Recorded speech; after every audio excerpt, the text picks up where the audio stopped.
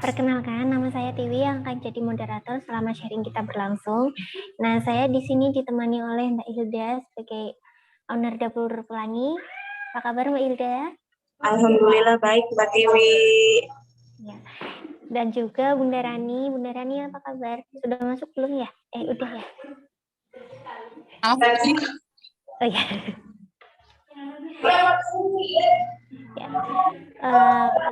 Terima kasih untuk bunda-bunda yang sudah hadir ya. Bunda-bunda asalnya dari mana saja nih? Boleh tulis di kolom chat ya. Ya, karena sudah bukan waktu jam 1 lebih, kita mulai kita kali ini. Silakan Mbak Hilda dan juga Mbak Rani. Oke, Assalamualaikum warahmatullahi wabarakatuh. Assalamualaikum. Waalaikumsalam warahmatullahi wabarakatuh. Mbak Irda apa kabar? Alhamdulillah baik. Alhamdulillah baik Bun. Ya, alhamdulillah sama teman-teman semua. Alhamdulillah udah bergabung ya, udah cukup banyak nih. Salam kenal, nama saya Rani. Saya founder kelas Dapur Pintar. Teman-teman udah pada follow Instagram Dapur Pintar ya. Nah, oke. Nah, alhamdulillah pada kesempatan kali ini saya mau sharing nih sama teman-teman semua, mau ngajakin sharing tentang seluk-beluk cookies ya Mbak Hilda ya. Jadi kemarin itu, ya betul. Kemarin itu lagi makan kue kering gitu loh. Nah, terus aku iseng-iseng posting di Instagram. Nah, terus aku tanya, teman-teman biasanya makan kue kering itu cuman pas lebaran doang atau hari-hari juga nih gitu kan.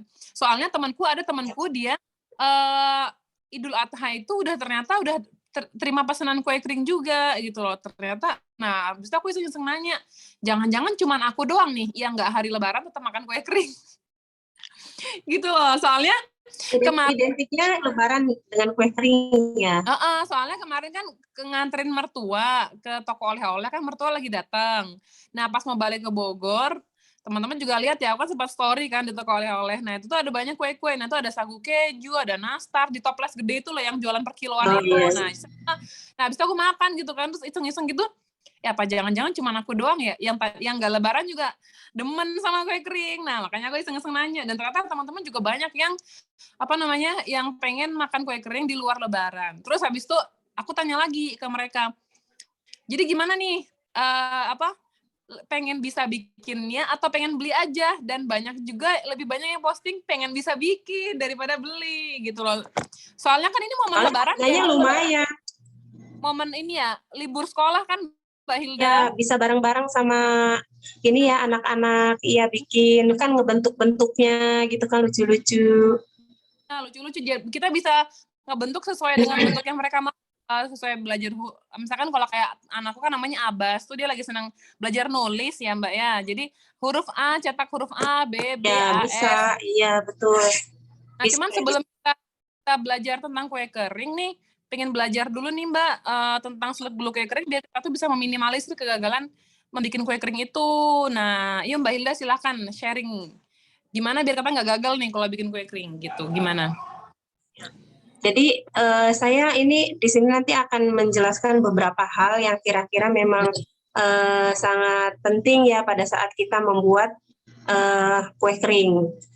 Iya. Ya. Yang pertama, saya langsung aja ya. Yang pertama itu ada perlengkapan bahan. Nah, sebelum kita membuat kue kering, sebaiknya kita melihat resep dengan betul-betul.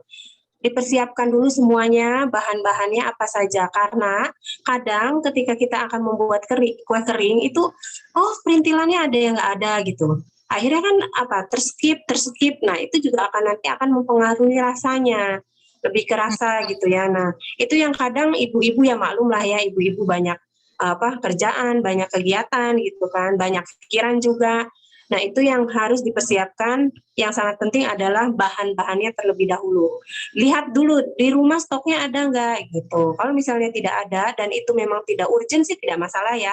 Tapi kalau misalnya yang urgent gitu kan, yang penting gitu, kayak misal baking powder gitu kan, apa soda kue gitu, itu kan hal yang harus gitu ya. Nah, itu harus diperhatikan, perlu diperhatikan. Kelengkapan bahannya terlebih dahulu. Kemudian di bahan-bahan itu kita perlu mengenal tiap bahannya itu apa. Seperti pada saat saya membuka kelas kue kering, itu kadang banyak pertanyaan-pertanyaan antara mentega dan margarin. Mentega itu apa? Margarin itu apa? Nah, itu biasanya mereka mengira itu adalah hal yang sama. Sebetulnya mentega dan margarin itu adalah sama-sama lemak ya, cuma sumbernya yang berbeda dari nabati dan hewani. Dan kadang kalau misalnya teman-teman yang bingung juga, bisa nggak ini menggantikan? Bisa, karena mereka sama-sama lemak. Atau kita mau membuat yang ekonomis, tidak menggunakan mentega atau butter ya, yang dikenal sama teman-teman itu kan butter, itu bisa digantikan oleh margarin itu gitu. Terus yang penting selain lemak, margarin dan butter itu adalah terigu. Nah, terigu pada kue kering beda dengan terigu pada saat kita membuat roti. Kalau di kelas sebelumnya kita juga bahas tentang itu ya, waktu Zoom di kelas cake juga dibahas ya, Bun, masalah terigu. Kalau terigu itu untuk yang roti-rotian itu untuk protein tinggi. Kalau cake itu bisa menggunakan protein sedang dan bisa menggunakan protein rendah. Nah, yang untuk kue kering ini disarankan ini menggunakan protein rendah juga. Tapi jika misalnya tidak pun tidak masalah.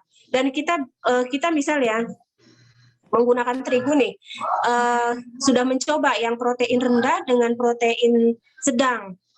Kira-kira kita lidahnya cocoknya yang mana? Nah, itu juga biasanya kembali ke selera kita. Seperti saya pribadi, saya lebih senang dengan menggunakan protein sedang, menggunakan merek tertentu gitu, ada yang seperti itu. Tapi ada juga yang enggak, saya cocoknya sama protein rendah gitu. Enggak masalah. Jadi dua jenis protein itu bisa digunakan, rendah dan sedang untuk kue kering. Itu yang untuk kue kering ya. Jadi bahan yang yang kiranya perlu diperhatikan adalah dua hal itu. Dan memang untuk kue kering itu lemak yang enak, yang bagus itu biasanya akan menentukan dia kualitasnya enak atau tidak, kemudian bisa mahal atau tidak itu di lemaknya itu. Gitu. Kayak misalnya kita menggunakan butter dengan Wisman itu harganya luar biasa loh, Bun. Kecuali kita menggunakannya itu misal sedikit aja gitu ya. Misal total lemak 100 gram. Kita udahlah untuk meminimalisir harga, tapi dengan ada rasa butternya kita bisa menggunakan hanya seperempatnya, misal 2 gram saja, itu bisa. Nanti selebihnya menggunakan margarin gitu. Kalau misalnya mau menggunakan margarin saja juga nggak masalah.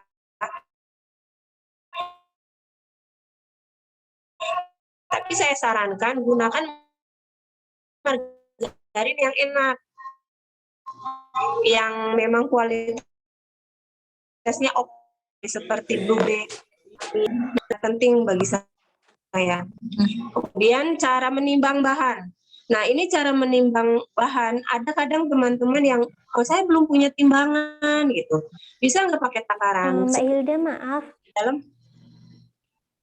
Gimana, Mbak? Mbak Hilda, maaf, yang poin kedua minta tolong diulang, soalnya tadi punya Mbak Hilda videonya masih macet gitu, takutnya kurang Poin jelas. yang kedua itu adalah kelengkapan bahan, Mbak. Kelengkapan bahan tadi yang saya sebutkan jenis terigu dan lemak ya, lemak itu. Nah, kemudian yang ketiga itu cara menimbang bahan. Nah, biasanya teman ada yang belum mempunyai timbangan, itu menanyakan, Mbak bisa nggak pakai perkiraan sendok takar atau gelas ya, gelas itu menggunakan gelas. Sebetulnya bisa saja, terutama tapi saya sangat-sangat menyarankan menggunakan timbangan.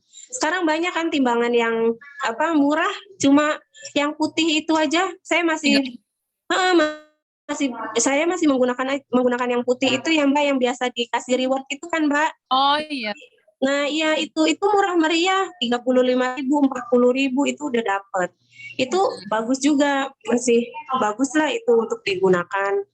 Nah, itu modal utama yang salah satu barang yang harus dipunyai itu adalah timbangan bagi yang sering buat kue ya, saya sarankan itu wajib dimiliki.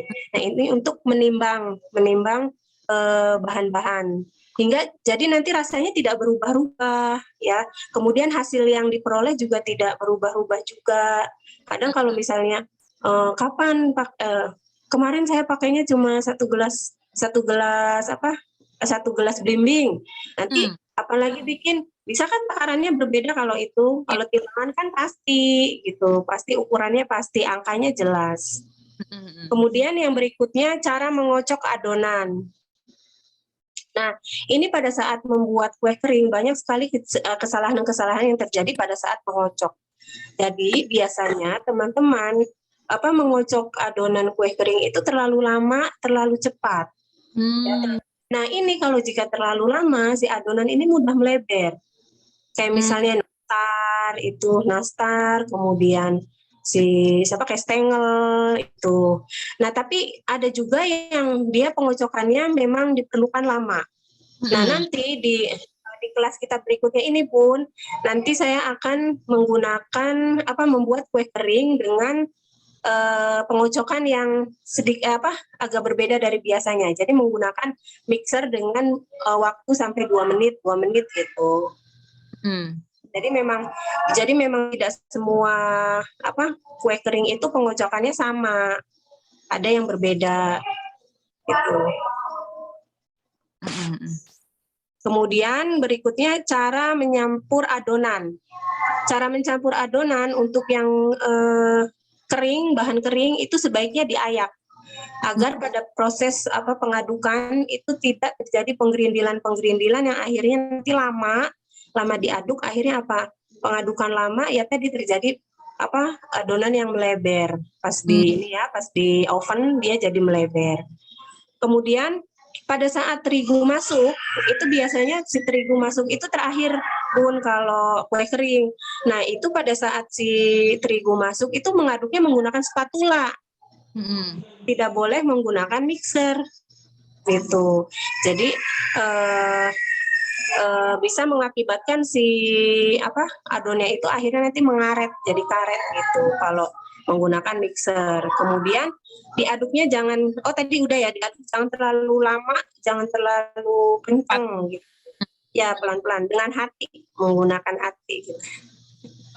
Kemudian cara membentuk. Cara membentuk ini biasanya nanti disesuaikan dengan resep masing-masing resep karena dipengaruhi juga dengan adonannya, apakah adonannya cair, lembek atau dia elastis, tidak menempel di tangan. Nah, biasanya kalau yang agak kental itu bisa menggunakan sendok atau bisa juga menggunakan disemprot seperti itu ya, sagu keju gitu. Nah, kalau adonannya kental itu yang elastis yang tidak nempel di tangan itu dengan cara dicetak. Ya, itu dengan cara dicetak. Nah, kemudian cara pengovenan. Nah, ini yang penting juga, Bun, cara pengovenan. Biasanya teman-teman juga banyak melakukan kesalahan pada saat cara pengovenan. Pengovenan pada kue kering itu dilakukan pada suhu yang agak rendah. Makanya di setiap resep kue kering itu saya menggunakan suhu sekitaran 140-150. Nah, itu kenapa menggunakan suhu yang rendah itu karena diharapkan kue kering matang merata dan nanti hasilnya jadi renyah. Kalau misalnya dia menggunakan suhu yang tinggi, nanti dia cepat matang, dalamnya basah, akhirnya bantat. Gitu. Kalau menggunakan suhu yang agak rendah, dia nanti matang merata ke semua bagian si kue kering, nanti hasilnya renyah. Gitu. Dan yang terakhir, gimana? Beda sama roti ya. Kalau roti kan suhunya panas ya nggak sih, Mbak? Iya, betul. Biasanya di atas 190, 180 lah gitu. Beda dengan. Terus kalau si roti itu kan cepet, suhunya tinggi, tapi waktunya cepet. Tapi kalau kue kering, suhunya agak rendah, dia lama. Ada yang nyampe 40 menit tuh ada juga Bun, makanya lumayan ya. Kemudian yang terakhir cara penyimpanan. Nah, ini biasanya yang banyak dijumpai jadi masalah-masalah gitu ya pada penyimpanan kue kering yang dia jadi berjamur, terus jadi tidak awet gitu kan. Nanti di kelas juga akan saya ulas tentang cara penyimpanan agar tahan lama dan bisa tetap awet ya di dalam toples. Tapi di sini saya akan beritahu sedikit bahwa kue kering itu untuk penyimpanannya tunggu dalam kondisi dingin. Ya, jangan buru-buru langsung masuk ke toples karena dia akan akhirnya mudah melempem. Melempem tahu ya? Mudah melempem dan mudah berjamur. Jadi harus betul-betul dingin dulu. Biasanya istirahatkan di atas cooling tray itu ya. Nah, itu dia akan cepat menguap dan cepat dingin. Nah, setelah betul-betul dingin, baru dimasukkan ke dalam toples. Gitu. Ya, itu beberapa hal yang saya kira sangat penting untuk kita ketahui pada saat pembuatan kue kering. Ya, gitu, Bun.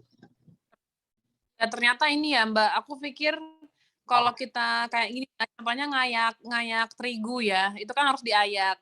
Jadi kalau misalkan emang resepnya itu disuruh diayak, benar-benar kita harus ayak ya. Aku pikir kan, ya udah, maksudnya ntar kenapa mesti diayak lagi?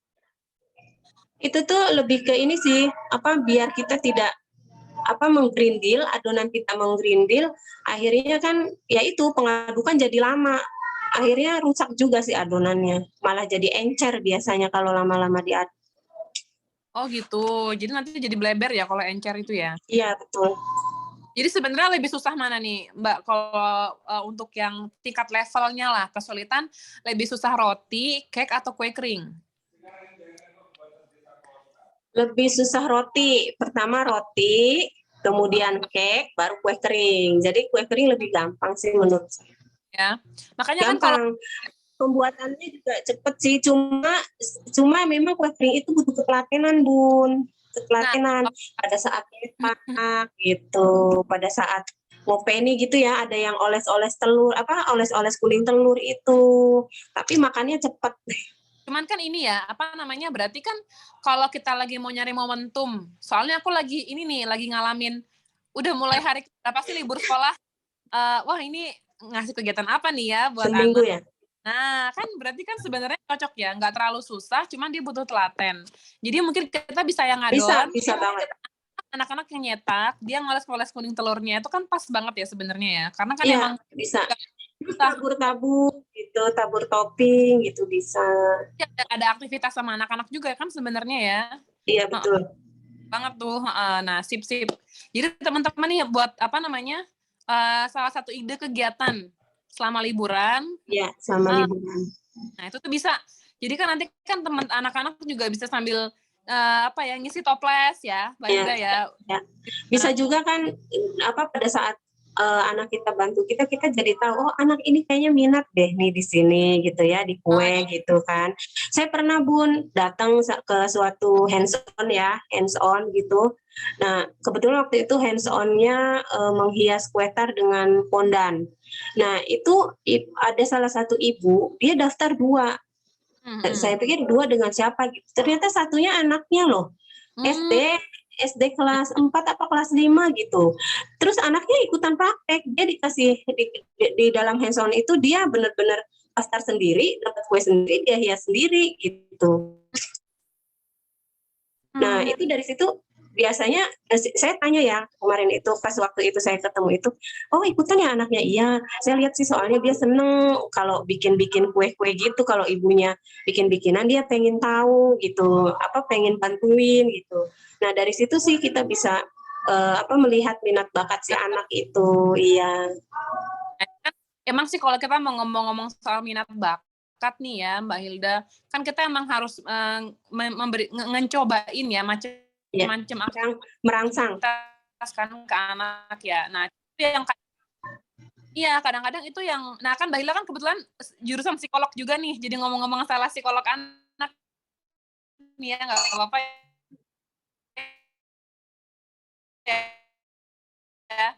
nggak sempat gitu loh ngasih aktivitas sama aktivitasnya gitu loh, PR. Kegiatan ya. Nah, jadi kan sebenarnya pas lagi libur sekolah gini, apalagi lama ya, hampir sebulan ya libur. Iya. Kita bisa macam-macam ya, dari olahraga, membaca buku, bikin salah satunya ya di kue ini ya, siapa tahu kan bisa ini merangsang juga. Apalagi kalau kayak anakku nih lagi belajar baca, kan ada yang mau TK besar ya. Oh iya. Ya, nyetak gitu loh Mbak, nyetak sesuai namanya dia sambil belajar juga. Iya betul. Karena mungkin lebih kalau untuk aktivitas sama anak-anak lebih banyak kan di kue kering ya daripada roti-roti ya mungkin ya. Iya, kalau roti prosesnya kan lama Bun, jadi anak udah jenuh dulu. Oh iya benar. Prosesnya lama, nunggunya lama ya. Kapan ini jadinya gitu? Biasanya anak-anak cepet bosen. Kalau kue kering dia bikin itu ngaduk sampai ke nyetak itu paling 10 menit juga udah selesai, nggak sampai 10 menit juga bisa. Itu dipanggang, tinggal nanti nunggu setelah dipanggang keluar kan tinggal lihat hasilnya. Oh iya benar, iya nih benar nih. Nah coba ngomong-ngomong soal kue kering kegiatan sama anak, teman-teman ada pengalaman nggak bikin kue kering sama anak-anak, atau mungkin lagi ada yang bingung ngasih kegiatan apa buat selama liburan ini? Nah bisa sambil ngide nih siapa yang kira-kira anaknya minat juga dibikin kue kering. Masak ya maksudnya ya Mbak ya? Ya. Terus kan juga bikin kue kering kan nggak terlalu banyak api, maksudnya nggak terlalu banyak api itu dari proses bikin sampai nyetak kan nggak pakai api. Nanti kan tinggal ibunya aja yang masukin ke oven ya Mbak ya? Iya, masukin ke oven. Jadi bukan masak yang kayak benar-benar masak di atas kompor kayak gitu. Iya betul. Oke. Udah hampir setengah jam kita ngobrol-ngobrol. Kalau teman-teman ada yang mau bertanya, dipersilakan di kolom chat ya. Tentang kue kering dia, atau mau selama ini mungkin pernah nyobain praktek resep apa? Bisa diterangkan sama Mbak Tiwi, nanti kita bikin itu apa aja. Karena ada salah satu kue kering tuh yang saya bikin kue kering itu bukan benar-benar kue kering. Jadi nanti ada yang baru. Itu tuh Iya. Yang ini kan yang dilayarkan, Mbak? Iya betul. Barangkali teman-teman juga penasaran apa sih itu kuehnya gitu. Ini ada yang bertanya juga nih Mbak. Saya bacain ya. Hai Mbak, tekstur margarin, mentega, dan butter kan berbeda. Nah, itu kan bisa berpengaruh terhadap lembek tidaknya adonan kue kering. Misal margarin diganti butter, perlukah kita mengubah takarannya? Ya, karena pengalaman saya, butter teksturnya lebih lembek. Terima kasih. Seperti tadi yang saya jelaskan ya, margarin sama mentega, alias butter ya, butter itu termasuk jenis mentega, itu sama-sama lemak. Jadi ketika mereka diganti, itu tidak akan merubah takarannya. Sama saja. Misal di dalam resep 50 gram mentega, 50 gram margarin. Nah, saya karena menteganya butternya mahal ya, saya mau ganti pakai margarin aja semua, diganti. Jadi berarti totalnya 100 lemak, 100 margarin pakainya.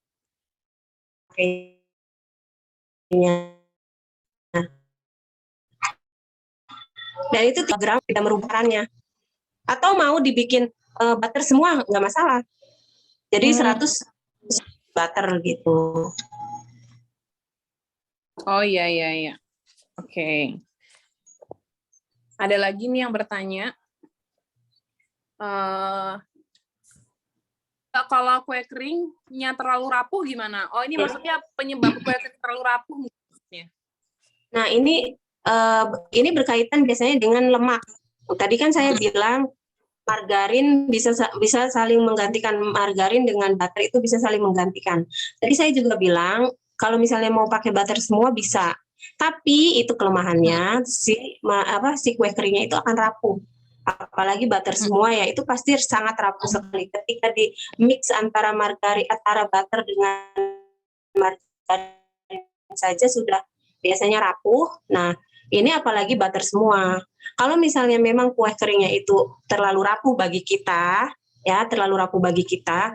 Alangkah baiknya si butter ini dikurangi atau tidak menggunakan butter sama sekali. Gitu. Gitu Mbak Nabila. Oke. Ini biasa nih ikut terus nih Mbak Nabila nih. Oh iya ya, Masya Allah. Rajin. Kayaknya nih emang mau ngintilin Mbak Hilda terus nih kayaknya nih Mbak Nabila nih. Masya Allah. Yuk, ada lagi yang lain? Yang mau bertanya silahkan ya. Nah, oke. Biasanya tuh emang ini sih ya, jadi kalau kue kering lebih mudah, cuman dia mungkin lama di ovennya aja ya, bedanya sama roti ya Mbak ya. Iya, betul. Nah ini ada lagi mau nanya nih Mbak Kurniasih, biasanya cooker tahan berapa lama ya Bun?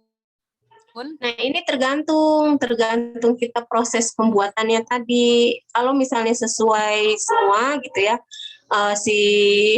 cookernya itu dibuat sesuai dengan resep, kemudian prosesnya betul, cara penyimpanannya juga betul, itu bisa sampai 2-3 bulan. Tetap renyah ya Mbak ya itu ya?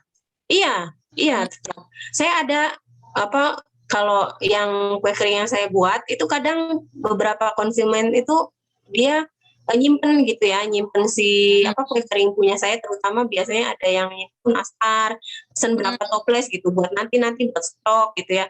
Itu ada yang WA, Mbak, ini loh nastarnya masih enak gitu loh. Saya aja sampai kaget loh, Mbak, ini udah 2 bulan loh, kok masih saya malah khawatir sendiri ya, berjamur enggak, bermasalah tidak gitu. Dia bilang sih enggak sih Mbak, masih enak, masih bagus gitu. Iya, berarti tergantung, kalau misalkan tadi kan Mbak Hilda kan sempat bilang nih tergantung proses pematangannya juga. Itu maksudnya benar matang apa enggak gitu ya manggangnya ya? Betul. Itu nanti kadang ya Bun, ini sering sih waktu di kelas kue kering sebelumnya, terutama pada saat membuat nastar, biasanya yang membuat nastar itu dia ada seneng yang glowing tuh loh, yang atasnya glowing gitu ya, glowing itu yang kuningnya kayak inilah bercahaya gitu. Saya pribadi sebetulnya tidak begitu suka yang seperti itu, karena itu biasanya justru akan dia mudah untuk berjamur karena matang sempurna itu Bun. Kalau yang masih kelihatan basah gitu malah justru itu tidak akan tahan lama. Itu. Jadi sebetulnya memang sih ya plus minus ya, mungkin dari tampilan gitu jadi cantik gitu ya. Tapi untuk dari segi ketahanan si kue kering itu sangat riskan sekali. Makanya saya kalau di kelas nastar itu memberikan informasi gitu ya kepada teman-teman bahwa jangan kalau bisa sih jangan terlalu jangan terlalu berharap untuk menghasilkan yang glowing super gitu ya. Kalau misalnya glowing tapi betul-betul matang atasnya nggak masalah, tapi banyaknya itu di atasnya itu masih yang basah gitu tuh ya, yang basah yang belum matang sempurna gitu. Oh iya. Oh ya, oke. Jadi emang sebenarnya kalau yang matang itu justru yang nggak terlalu glowing ya? Iya, betul. Oh, gitu, oke. Ini ada pertanyaan selanjutnya. Kalau untuk menunggu dingin, cooker masuk toples itu kira-kira berapa lama ya, Mbak? Soalnya kadang kelamaan di luar suka melempem, seperti lidah kucing. Kalau lidah kucing itu dia karena tipis ya, jadi harus segera asal sekitaran 10-15 menit itu dia udah bisa langsung masuk toples. Karena dia kan si lidah kucing itu tipis, bentuknya ya tipis, jadi mudah untuk melempem. Kalau lidah kucing itu emang harus buru-buru dimasukkan, tapi dengan catatan itu dingin. Jadi kita tidak bisa meninggalkan lama-lama. Kalau misalnya nastar, terus kastengel itu bisa agak lamaan ya, sampai 1 jam nggak masalah. Cuma kalau untuk lidah kucing itu emang harus benar kita jaga, jangan sampai kelupaan. Karena si lidah kucing itu kan tipis, jadi dia cepet dingin Bun. Oh ya, jadi mungkin beda lah ya kalau misalkan antara lidah kucing sama nastar, kita nggak bisa samain. Iya.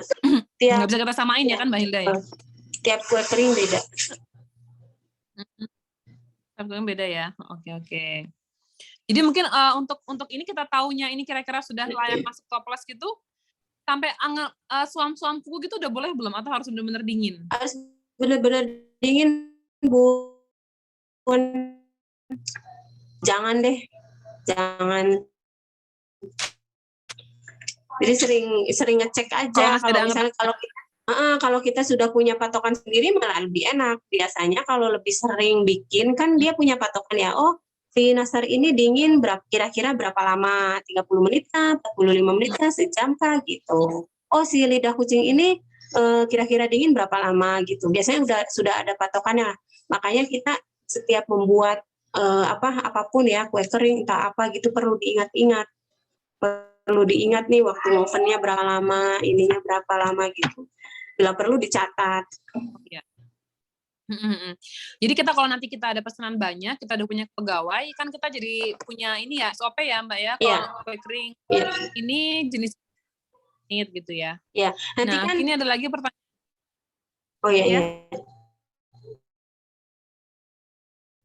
Enggak, nanti kalau misalnya punya karyawan kan biasanya udah. Ada tugas ngoles siapa, tugas masukin ke toples siapa. Jadi mereka sudah ada tugasnya sendiri, jadi paham. Oh, saya harus masukin ini. Setelah ini keluar berapa menit, gitu-gitu. Biasanya gitu, ada tugasnya sendiri-sendiri. Oh. Oke. Siap. Ada lagi Mbak dari Mbak Kurniasih. Untuk tempat penyimpanan apakah berpengaruh antara toples plastik dan kaca? Ada pengaruhnya nggak nih Mbak? Enggak sih, sama aja. Cuma yang penting tutupnya rapat. Jangan lama-lama terbuka gitu. Sama aja sih toples dan kaca. Sama kayak bumbu dasar lah ya, kan bumbu dasar di dapur pintar kan diajarin bikin bumbu dasar. Mau kaca boleh, toples ini boleh ya, plastik ya. Ya sama ya. Sama. Terus ada lagi nih dari Mbak Yulis Triati. Mohon petunjuk kalau bikin kue kering yang dicetak pakai cetakan yang ditekan dengan tangan atau squid, apakah tipsnya supaya adonan tidak cepat keras? Gini. Itu tergantung resepnya sih ya. Kalau misalnya kalau agar tidak terlalu keras sih harus segera disemprotkan. Biasanya kalau lebih lama dia kena udara gitu ya, angin gitu, dia akan cepat mengeras. Jadi solusinya jangan sampai ditinggalkan. Oh nanti dulu gitu. Ini ngerjain ini dulu, harus segera langsung disemprotkan. Oh ya, jadi kalau bikin kue kering itu juga nggak boleh disambi-sambi yang ntar dulu gitu nggak bisa ya. Begitu kita udah ngadon, langsung cetak, langsung panggang gitu ya Mbak ya. Gitu ya. Harus ini berlanjut terus gitu ya. Oke. Selanjutnya dari Mbak Ardini, kue kering. Adakah tips agar tidak menghabiskan banyak kuning telur Mbak? Mungkin campuran kali ya, Mas. Itu gimana, Mbak, tipsnya? Ada, bisa aja. Jadi, kita menggunakan kuning telur sedikit, misal cuma 1, harusnya di resep 2, misal 1 aja gitu. Kita bisa mencampur dengan pewarna untuk kuning telur gitu loh. Itu kan ada. Nah, itu bisa menggunakan gitu. Ya, tapi biasanya dia khusus untuk kuning telur pun itu ada biasanya. Tapi kalau misal nggak pakai itu pun nggak masalah, pakai pewarna biasa juga nggak masalah. Tapi untuk misal terus ngolesnya jangan tebal-tebal, tipis aja. Nah kalau tebal kan itu pasti mempengaruhi, jadi akan banyak kan itunya si kuning telurnya. Oh ya Mbak Ilda, sebenarnya kalau putih telur itu juga bisa dipakai buat olesan nggak sih? Kalau tergantung kuenya apa. Kalau kayak nastar gitu nggak bisa. Dan kebanyakan kalau untuk olesan itu pasti kalau kue kering ya menggunakan kuning telur karena dia akan ingin menghasilkan warna yang matang gitu ya, kuning gitu ya. Kalau putih telur kan dia tidak akan tampak warna itu. Yang ada lengket gitu loh Mbak, Oh, yang apa ya, nggak bisa ini ya, cair gitu kan, dia kayak lendir gitu, susah. sebenarnya fungsi dari apa namanya ngolesin itu kuning telur di atas itu tuh emang benar-benar murni untuk estetika aja, ataukah akan mempengaruhi rasa atau mempengaruhi dari apa ya? Ya mungkin sebagai pelindung dari kue biar nggak cepat remuk apa gimana Mbak? Fungsi dari mengoles itu tuh. Itu lebih kebutuhan apa rasa dan itu apa tampilan estetika itu karena kalau misal ada yang seperti ini nanti kita bikin di kelas berikutnya itu ada cheese garlic itu kemudian ditabur dengan keju dan si parsley. Nah itu ketika tidak dioles dengan itu kan dia tidak akan bisa nempel. Ya nempelnya nanti gimana? Iya nempel iya. ke gitu. Terus tampilannya juga ketika matang dia jadi cantik gitu karena ada coklat-coklat gitu kan. Kalau misalnya tidak menggunakan kuning telur, dia akan pucat terus. Ini lagi ada pertanyaan lagi Mbak dari Mbak Yanti Toy. Bunda Rani dan Bunda Hilda, saya Yanti Surabaya. Mau tanya, cookies kalau waktu di oven kelihatan crispy banget dan setelah selesai waktu oven dikeluarkan masih tetap crispy, tapi setelah dingin melempem. Apa pengaruh dari udaranya atau cepat langsung dimasukin ke toples? Atau maksudnya telat gak nih masukin ke toplesnya gitu? Mungkin itu tadi ya yang tapi jangan sampai kelamaan juga gitu. Tadi kan apa kita jadi tahu gitu ya kira-kira ini berapa lama nih. Jangan sampai 1 jam gitu, berjam-jam baru dimasukin ke toples juga. Nah, ini sih pasti nantinya akan jadi melempem gitu. Dingin aja yang saya sarankan itu si kue kering dingin, betul-betul dingin tapi tidak itu enggak. Biasanya kalau yang kelamaan kena udara itu pasti akan cepat melempem.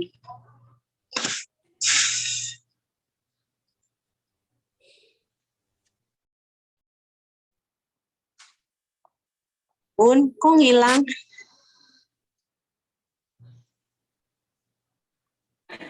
Ya, sambil menunggu Bunda Rani, saya infokan dulu kelasnya ya. Jadi besok, nah kita akan mempelajari ini ya Bunda-Bunda ya. Yang akan kita pelajari kelihatan nggak ya? Jadi ada soft baked cookies, katetong rainbow, garlic cheese cookies, dan peanut choco tamrin. Ya, untuk foto-fotonya sebentar. Jadi nanti selain itu kita juga akan diajari cara penghitungan harga jual dan juga tips dan trik supaya tetap crispy. Tahan lama. Jadi tahan lama, iya. Maaf. Itu memang ada triknya sendiri ya Mbak Hilda ya. Jadi nggak Ya, cepat betul. berjamur gitu ya. Iya betul.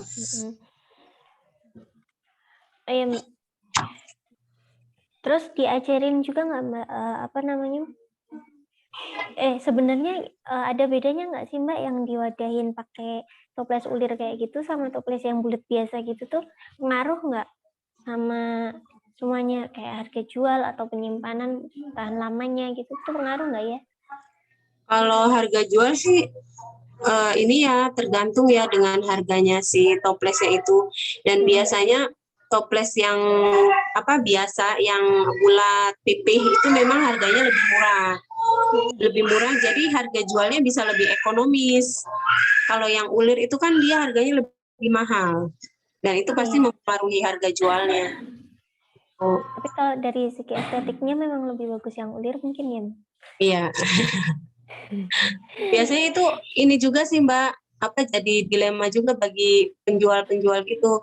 Pengen cantik tapi ya harga kos bertambah. Tapi kalau nggak cantik tapi apa kayaknya kok ketinggalan gitu ya dengan toples yang begitu aja. Iya. Kalau kue kering kan identiknya dengan yang bulat itu. Yang bulat pipih gitu ya Mbak ya. Iya. Oh ini barusan Bunda Rani, iya. Akhirnya masuk lagi sinyal ya Bunda. Mbak Rani, ya. Ya, maaf tadi keluar sendiri tiba-tiba, mohon maaf. Ini lagi nyambungin. Ya. Ada pertanyaan lagi Mbak Tiwi? Lanjut. Untuk pertanyaan belum ada lagi. Mungkin saya teruskan dulu, kasih infonya dulu ya sebentar ya Mbak ya. Sambil saya share flyer ya. Iya, siap. Oke, silakan. Nah, untuk peserta yang pernah mengikuti kelas dapur pintar, sekali lagi saya garis bawahi kelas dapur pintar ya Bunda ya. Jadi bukan mengikuti kelas dapur pintar gitu ya. Nah, bagi yang sudah pernah mengikuti kelas dapur pintar itu 49.000, dan bagi yang belum pernah mengikuti kelas dapur pintar itu 75.000 ya Bunda. Ini banyak nih yang masih ngeyel nih. Ya, Mbak Rani mungkin mau jelasin kenapa harus kelas dapur pintar gitu ya Mbak? Silakan. Yang satu lagi sudah itu. Kamu mami sudah mau lagi? Sudah. Ya Mbak, maaf. Iya. Ya udah. Ya. Nih kenapa yang diskon tuh cuma kelas dapur pintar aja? Jadi awal di kelasnya itu cuma ada dapur pintar ya. Jadi nanti jadi emang karena itu kan pusatnya kegiatan ibu-ibu di rumah. Jadi dari dapur itu kita akan menentukan boros atau enggaknya keuangan kita. Dari dapur kita akan menentukan sehat atau enggaknya keluarga kita gitu loh. Jadi kalau kita udah beres urusan dapurnya, insya Allah kita yang lain juga beres gitu. Kita ibu-ibu kalau udah ngerti lah manajemen dapur, nanti mau berkarir, mau bisnis di rumah atau mau berkegiatan apapun ya, ngurusin anak dan lain-lain, insya Allah akan lancar juga. Yang penting dapurnya beres dulu. Nah, dan memang awalnya tuh ada kelas dapur pintar. Makanya kita kasih tahu ke teman-teman semua kalau udah kelas dapur pintar nanti diskon gitu loh. Nah, cuman kan banyak juga yang nggak ikut alumni di luar member dapur pintar tuh banyak yang pengen ikut juga gitu loh kelas-kelas lainnya gitu. Makanya kita bedain untuk yang alumni gitu. Tapi alumni di sini yang saya maksud adalah alumni dapur pintar ya Mbak Tiwi ya. Iya Mbak, soalnya itu masih banyak banget dan sering banget tuh pada ngeyel sih. Teman-teman mendingan kalau belum ikut dapur pintar, belum jadi alumni, ikut aja dulu kelas dapur pintarnya. Nanti insya Allah semua kelasnya akan diskon. Gitu ya Mbak Tiwi ya? Iya, bener banget. Dan juga untuk bonusnya itu tuh sebenarnya banyak banget ya Mbak, ikut kelas dapur pintar itu. Jadi selain kalau kita setelah ikut kelas dapur pintar, kelas lain itu juga dapat diskon 49.000, jadinya itu kita juga dapat produk satu sambal goreng garam bu ayam, terus satu bumbu kari nici. Nah, terus selain itu juga dapat 30 set menu resep dan 7 set menu resep plus videonya. Jadi jumlahnya ada 37 set menu yang bunda-bunda bisa langsung contek semua. Nah, dan juga set menunya itu tuh udah udah terbukti enak gitu ya Mbak ya. Makanya udah dicoba dulu. Ini besok kelasnya Mbak Hilda ini mulainya kapan Mbak? Untuk kelasnya Mbak Hilda mulai besok tanggal 23 jam 1. Nah, pendaftaran kita tutup biasanya jam 12 siang ya Bunda ya. Ya, besok ya. Besok. Jadi nah, saya tandain. Kalau boleh tahu bunda-bunda yang sudah daftar siapa aja nih? Atau mau OTW daftar boleh dong di kolom chat ya. Soalnya kelas ini tuh kelas bikin kue lebaran itu kue kering itu bisa dimanfaatin ke momen kegiatan anak-anak juga ya Mbak Tiwi ya. Iya benar banget Mbak. Jadi biar pada nggak bingung, biasanya kan anak kan main HP lagi gitu. Iya, HP terus. Bunda Nabila mau ikut? Alhamdulillah Bunda. Siapa nih yang udah daftar ataupun OTW daftar boleh absen di sini ya. Mm-mm. Hmm. Ini Bunda Nabila sering banget nih ikut. Alhamdulillah. Ya Allah. Alhamdulillah. Gimana nih Bunda? Kita share dong ikut kelasnya Mbak Hilda gimana nih pengalamannya?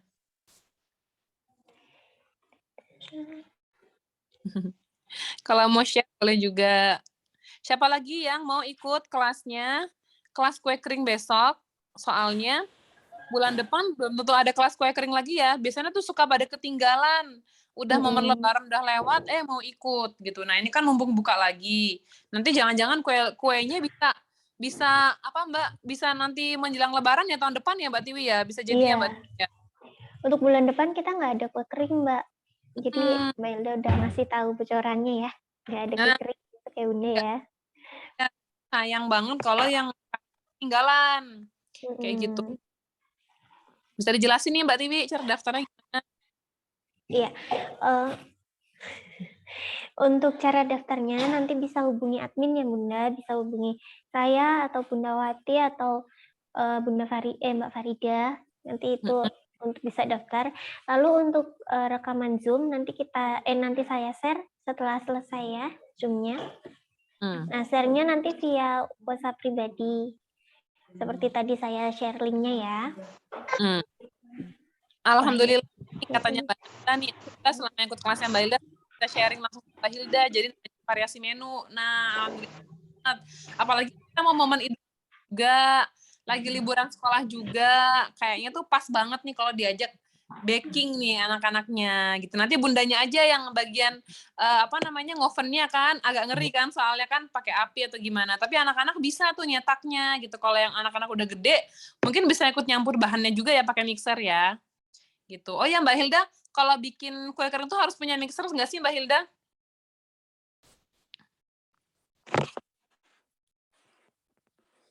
Halo Mbak Hilda. Ya, halo. Kalau bikin adonan kue kering itu harus punya mixer nggak? Harus pakai mixer atau enggak? Enggak sih, bisa pakai kalau misalnya memang tidak ada mixer pun bisa pakai whisk. Pakai whisk ya? Ocoknya. Oh ya, oke.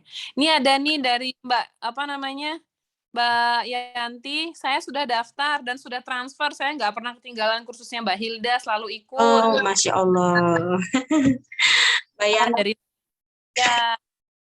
Ini ada pertanyaan dari Mbak Fatmawati. Izin tanya Mbak, katetong rainbow itu macam lidah kucing gitu kah Mbak? Iya betul, itu lidah kucing katetong nama lainnya. Ya itu. Jadi katetong itu nama kuenya? Iya nama kuenya lidah kucing. Cuma lebih umum tuh orang taunya lidah kucing itu Bun.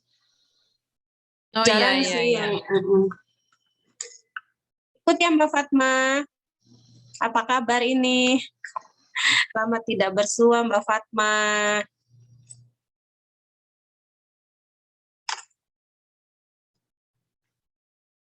Oke. Nah, nanti akan dijelasin juga ada materinya ada 4 ya. Ada 4 materi ya Ibu-ibu ya. Nah, tuh. Dan yang paling penting juga cara hitung HPP nih. Jadi kita kalau ada momen-momen hari-hari besar gitu, kita udah prepare dulu cara bikinnya. Jadi nanti udah siap langsung PO ya Mbak Hilda ya. Iya betul. Bun, ini juga nih biasanya ibu-ibu tuh pada males bikin HPP tuh loh. Pada nyontek-nyontekan harga. Saya tuh selalu bilang bikin sendiri gitu. Karena apa? Bahan di tiap daerah itu berbeda-beda. Itu pasti akan mempengaruhi gitu. Cuma kadang ibu-ibu ya biasalah pekerjaannya banyak, jadi tidak sempat hitung-hitung. Akhirnya nyomot lah harganya berapa, dicomot gitu. Oh iya. Nah itu tuh padahal penting banget itu bikin HPP itu. Jadi kita tahu kan harga sebetulnya berapa gitu. Kita rugi atau tidak gitu. Iya betul. Oke. Siapa lagi nih yang Mbak Fatma ditunggu ya besok di kelasnya Hilda ya sampai ketemu. Iya. Siapa lagi nih yang udah daftar? Karena sering banget hampir semua kelas itu tuh pasti ada aja gitu, Mbak ketinggalan. tadi juga ada yang daftar sampai nelpon loh, nelpon gitu, Mbak aku jangan sampai ketinggalan, dia sampai nelpon, dia nelpon dulu gitu, udah kayak pesen apa namanya tiket bis, jangan sampai ketinggalan aku, Booking gitu ya. Di iya booking. ketinggalan, gitu. Takut ketinggalan sampai nelpon gitu, banyak juga yang kayak gitu, kadang-kadang tuh soalnya kita apa namanya materinya kan ganti-ganti gitu. Jadi yang udah tahu langsung ada info ini, saran saya langsung aja daftar biar nggak ketinggalan lagi. Gitu. Oke. Oke, Mbak Tiwi. Iya, terima kasih Mbak Rani dan Mbak Hilda ya. Mungkin karena kita sudah 1 jam sharingnya, sebelum saya tutup, ada tambahan dari Mbak Rani dan Mbak Hilda, silakan. Oke. Mungkin itu ya Mbak, tambahan dari aku. Mudah-mudahan teman-teman bisa memanfaatkan momen ini, soalnya jelas bulan depan nggak ada lagi kelas backering. Nanti dan manfaatin momen-momen libur sekolah ya, mudah-mudahan bisa berkegiatan bersama Ananda di rumah biar nggak kebanyakan main HP ya Mbak ya. Kayaknya permasalahan banyak gitu sih. Tadi aja aku akhirnya yuk nyuci sepatu yuk gitu. Terus bisa juga ini Bun, bikin kue kering sekalian sama anak-anak, jadi bikin stok juga buat nanti Idul Adha. Bisa. Iya. Iya. Kalau aku malah ada otak kedagangnya gini, misalkan ada kue kering gitu nanti anak-anaknya suruh bantu jualin. Di sekolah ya Bun. Satu biji atau gimana? Soalnya lagi ada sepupu nih main ke rumah. Kita anaknya tuh jualan gitu. Jualan kue satu biji katanya. Lucu banget kan? Jadi satu biji lucu banget di teman-teman nih. Gitu. Mbak Hilda ada tambahan? Dari saya udah sih Bun, itu aja. Nanti saya jelaskan lebih detail lagi di kelas ya. Kita ketemu di kelas, saya jabarkan lebih jelas lagi. Teman-teman bisa bertanya bebas sepuasnya, dan di grup kita ini nanti tidak akan ditinggal ya, tidak akan ditutup ya Mbak. Nanti tetap aktif, jadi masih bebas untuk bertanya di ke tutornya masing-masing gitu. Ke saya juga banyak juga sih yang pada japri sih Bun, kadang. Iya. Iya, terus kenapa kita bikin itu di grup WA bukan di Zoom? Soalnya kita ada video ya. Biasanya kan ibu-ibu kan susah nih kalau ngikutin Zoom, kadang ada lagi kesibukan lah atau apa, jadi nggak setiap nomor ya. Nah, kalau di WA itu kita bisa baca kapan aja ya Mbak materinya ya Mbak? Iya, betul. Gitu. Oke, mungkin itu aja Mbak Ipi dari kami. Iya, terima kasih Mbak Rani dan juga Mbak Hilda untuk sharing kali ini ya. Nah, untuk bunda-bunda semua, jangan lupa daftar. Bisa dibayangkan ya Bunda, kita sharing gratisnya aja tuh ilmunya udah banyak gitu ya. Nah, apalagi nanti di kelasnya gitu. Untuk rekaman nanti saya share lewat Wapri seperti biasa. Di sini, terima kasih untuk bunda-bunda semua yang sudah hadir. Wassalamualaikum warahmatullahi wabarakatuh. Sampai jumpa di kelas. Terima kasih. Sama-sama.